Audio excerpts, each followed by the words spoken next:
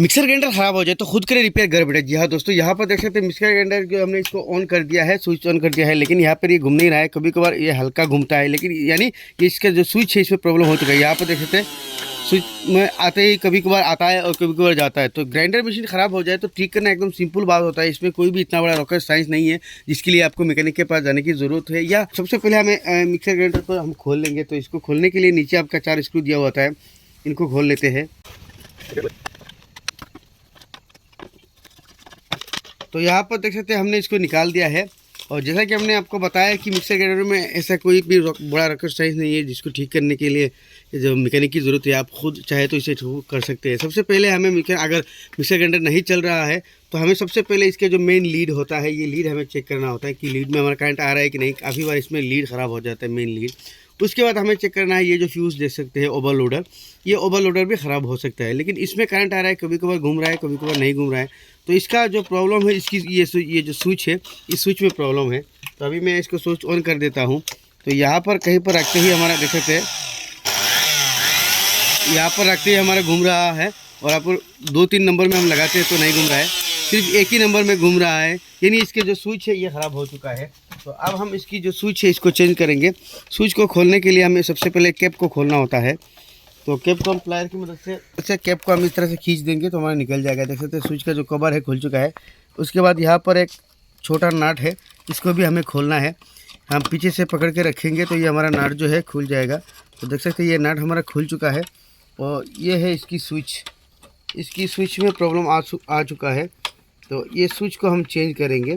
तो यहाँ पर अगर आप नए हैं तो यहाँ पर इस लाइनों को सबसे खोलने से पहले आपको मोबाइल से फ़ोटो खींच के रख लेना है। बिल्कुल उसी तरह आपको इस तरह से स्विच को लगाना है जिस तरह से लगा हुआ था। तो इसकी जगह हम नया स्विच लगाएंगे। तो यहाँ पर हमारे पास देख सकते हैं नया 2 स्विच है।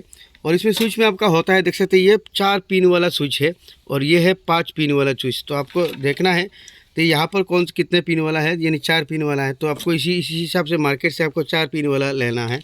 तो अब हम इसको निकाल के इसकी जगह इसको लगाएंगे। तो सबसे पहले यहाँ पर देख सकते हैं इनको कनेक्टर को हम खोल लेंगे। अगर आप बेहतर होगा एक एक पिन खोल के एक एक पिन लगाएंगे तो आपको लाइन जो है उल्टा नहीं होगा। या तो फिर आप मोबाइल से भी फ़ोटो खींच के रख सकते हैं। तो इस पिन में यहाँ इसको लगाएंगे, ये जो पहला पॉइंट हमने निकाला है। और दूसरा ये जो पिन है देख सकते हैं ये कहाँ पर लगा हुआ था, इसके साथ लगा हुआ था, इसके साथ। तो इसके साथ लगाएंगे। और एक हमारा कनेक्शन है जो यहाँ पर सोल्ड किया हुआ है। तो सोल्डिंग आयरन की मदद से हम, और जो ये तीसरा पॉइंट है इसको हम यहाँ पर इसके साथ सोल्ड कर देंगे। तो यहाँ पर सोल्ड करने से पहले हमें इस पॉइंट के ऊपर घिसना है। अगर हम यहाँ पर नहीं घिसेंगे तो हमारा सोल्डिंग जो है नहीं पकड़ेगा। तो इस तरह से आपको स्क्रू ड्राइवर की मदद से या रेगमेल पेपर से घिस लेना है ताकि आपका सोल्डिंग पकड़े।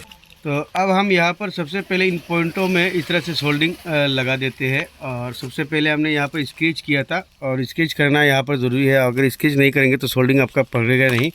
तो ये जो हमारा लाइन है इसको हमने वहाँ से खोल दिया था और ये लाइन हम दोनों पॉइंट में एक करके यहाँ पर लगा देंगे और इसके साथ यहाँ पर इसको सोल्ड कर देते हैं। तो हमने यहाँ पर इसको सोल्ड कर दिया है और अब थोड़ा घुमा देंगे ताकि हमारा वायर इधर से उधर टच ना हो। तो यहाँ पर हमने सोल्डिंग कर दिया है। तो अब हम इसका स्विच जो है ऑन करेंगे। तो हमने स्विच ऑन कर दिया है और यहाँ पे सबसे पहले इसको हम एक घाट ऑन कर देते हैं। तो यह देखो कि हमारा मिक्सर ग्राइंडर जो है वर्क कर रहा है।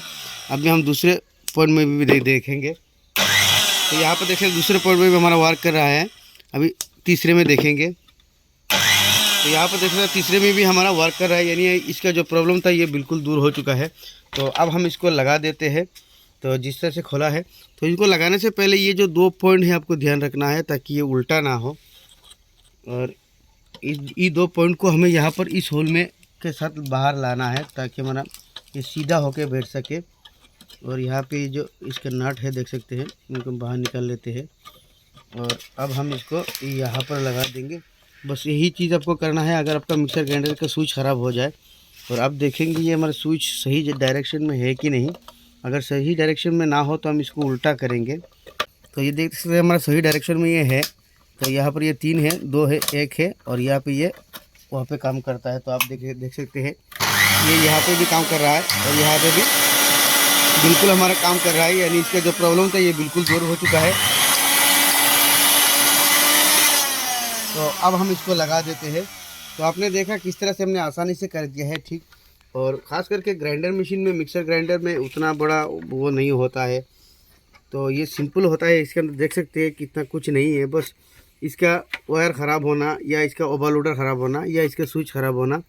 और इसके अलावा इसमें कार्बन रहता है, यहाँ पर देख सकते हैं इस बॉक्स के अंदर कार्बन है, इस बॉक्स में भी अंदर कार्बन है। तो अगर काम नहीं कर, बाकी सब ठीक है, तो आपको कार्बन चेक करना है, तो आपका जो मिक्सर ग्राइंडर का प्रॉब्लम है वो दूर हो जाएगा। तो यहाँ पर अभी हम इसको लगा देते हैं।